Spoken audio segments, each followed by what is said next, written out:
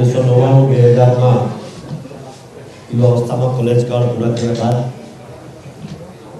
મારા પિતાજી વિશ્વ હિન્દુ પરિષદના પ્રમુખ અને મને પણ બજરંગ દળમાં એ સમયે કામ કરવાનો મોકો મળેલો. ત્યારબાદ કચ્છના ભૂકંપ વખતે બજરંગ દળના કાર્યકર્તાઓને લઈને સતત ત્યાં રહ્યા.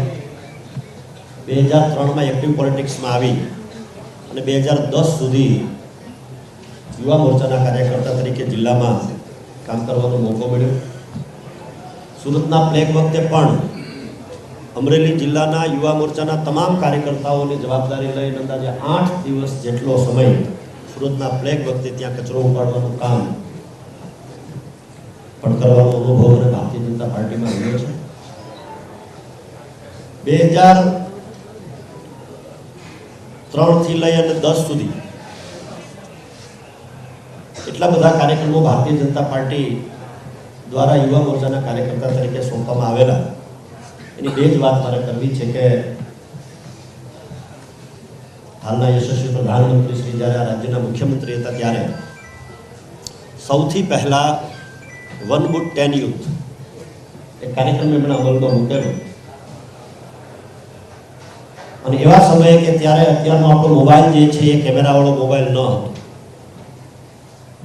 એવા સમયે અમરેલી જિલ્લા પાયલોટ પ્રોજેક્ટ તરીકે મૂકી અને અમરેલી જિલ્લાના એક ગામની અંદર રૂબરૂ યુવા મોરચાના કાર્યકર્તાઓ સાથે જઈને પ્રવાસ કરીને એ સમયે પણ એ કામ કરેલું.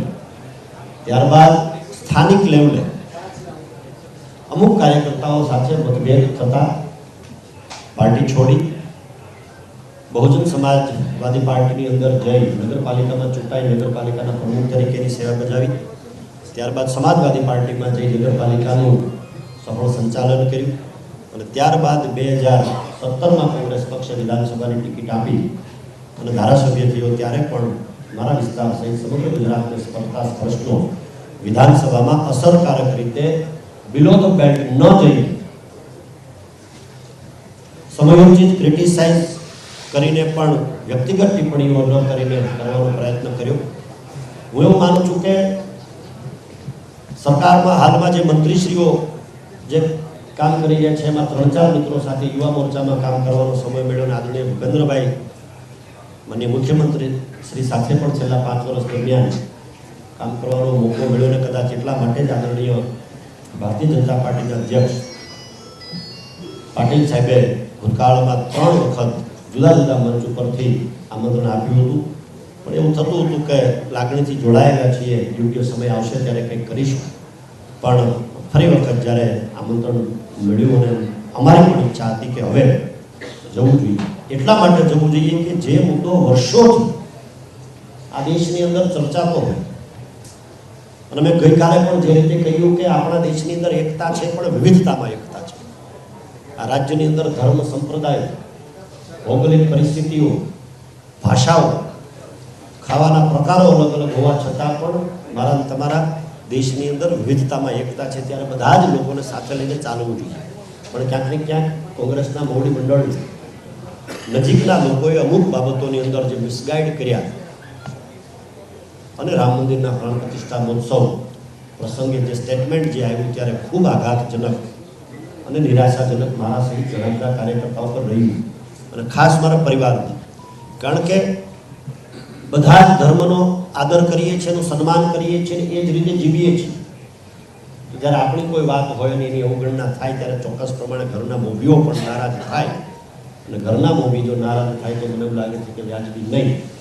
એટલા માટે આ નિર્ણય મેં ચોક્કસ પ્રમાણે કર્યો છે એવું કહું છું. અને ત્યારે પણ કોઈને જે પાર્ટીમાં મેં ભૂતકાળમાં કામ કર્યું છે એમાં કોઈને દોષ દેવા માગતો નથી, કોઈનું ખરાબ બોલવા ઈચ્છતો નથી. કારણ કે આપણે એ માટે રાજનીતિમાં નથી. રાજનીતિમાં એટલા માટે છીએ કે કંઈક કરવું છે.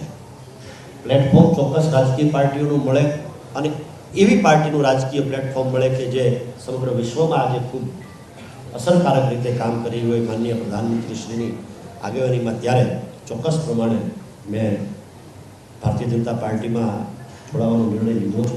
ગઈકાલે આદરણીય પાટીલ સાહેબ મારા માતુશ્રીની તબિયત ખરાબ હતી ત્યારે મારા ઘરે પણ પધાર્યા. ત્યારે પણ થોડી વાત થઈ અને ગઈકાલે જ કોંગ્રેસ પક્ષના તમામ હોદ્દાઓ પરથી મેં સવિનયપૂર્વક વિનંતી સાથે મેં રાજીનામું આપ્યું છે. ભારતીય જનતા પાર્ટીમાં આજે જોડાયો છું. વાત હતી કે મારા મત વિસ્તારના ઘણા બધા કાર્યકર્તાઓને જોડાવો, તો મેં આદરણીય પાટીલ સાહેબને વિનંતી કરી છે અને જો આવતીકાલનો સમય એમણે આપ્યો છે એ મુજબ તો થશે તો આવતીકાલે રાજુલા વિધાનસભા મત વિસ્તારમાં સંખ્ય કાર્યકર્તાઓ સાથે જોડાવાના છીએ અને રાજકીય સફર 24 વર્ષથી શરૂ થયેલી 2003માં એમ તો youngest municipal independent state in Gujarat ત્યારે હતો ને એક ક્ષણ મને બરાબર યાદ છે. 2004માં મોદી સાહેબ જ્યારે અમરેલી જિલ્લાના પ્રવાસે પધાર્યા ત્યારે આખા ગુજરાતમાં સૌથી નાની વયે કોઈ નગરપાલિકાનો પ્રમુખ હોય અને ત્યારે મોદી સાહેબે મારું સન્માન કર્યું મને બરાબર યાદ છે.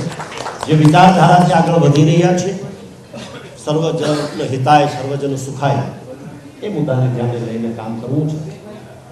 ભૂતકાળની અંદર જે પાર્ટીમાં હતો કે આજે જે પાર્ટીમાં છું ત્યાં કોઈ કાર્યકર્તાઓ સાથે કોઈ બાબત ક્યારેય મતભેદ થયા નથી અને કદાચ એવા કોઈ મતભેદ ક્યાંય હોય તો સંવાદથી બધા જ મતભેદોને દૂર કરી શકાય છે.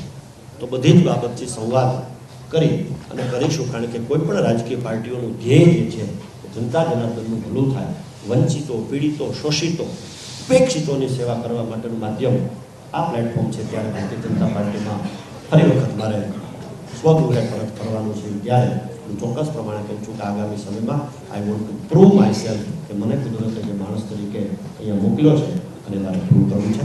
Thank you. ભારતીય જનતા પાર્ટીના યશસ્વી પ્રધાનમંત્રી શ્રી આદરણીય મોદી સાહેબ, ગૃહમંત્રી શ્રી અમિતભાઈ શાહ સાહેબ, ગુજરાત ભારતીય જનતા પાર્ટીના અધ્યક્ષ આદરણીય સી આર પાટીલ સાહેબ, ખૂબ નજીક છે એવા વડીલ મુરબ્બી અને મુખ્યમંત્રી શ્રી ભૂપેન્દ્રભાઈ પટેલ સાહેબ, હર્ષભાઈ, મારા મિત્ર જગદીશભાઈ, માનનીય મંત્રી શ્રી મુકેશભાઈ સહિતના બધા જ આગેવાનોને, આહિર સમાજના પણ અગ્રણીઓને મોભીઓ જેમણે સતત કહેતા હતા એમાં વડીલ મુરબ્બી વાસણભાઈ, વડીલ મુરબ્બી ભગાભાઈ ધારાસભ્યશ્રી, વડીલ મુરબ્બી જવાહરભાઈ અને મારા નજીકના ઘણા બધા મિત્રો, વડીલ મુરબ્બી ભરતભાઈ ડાંગર, મારો અંગત ભાઈબંધ ભાઈ નીતિનભાઈ ભાટિયા, મારા મિત્ર રઘુભાઈ હુંબલ અને ઘણા બધા મિત્રોને, ખાસ કરીને જાહેર જીવનમાં આવ્યા બાદ સૌથી વધુ જેની સાથે મારા પ્રવાસ કરવાનું થયું અને મેં મોટાભાગે જેનું માર્ગદર્શન લીધું છે એવા વડીલ મુરબ્બી માયાતા પણ અહીંયા હાજર છે. ભલે કોઈ રાજકીય પાર્ટીના સદસ્યમાં જોડાવા નથી પણ એનું માર્ગદર્શન પણ લઈને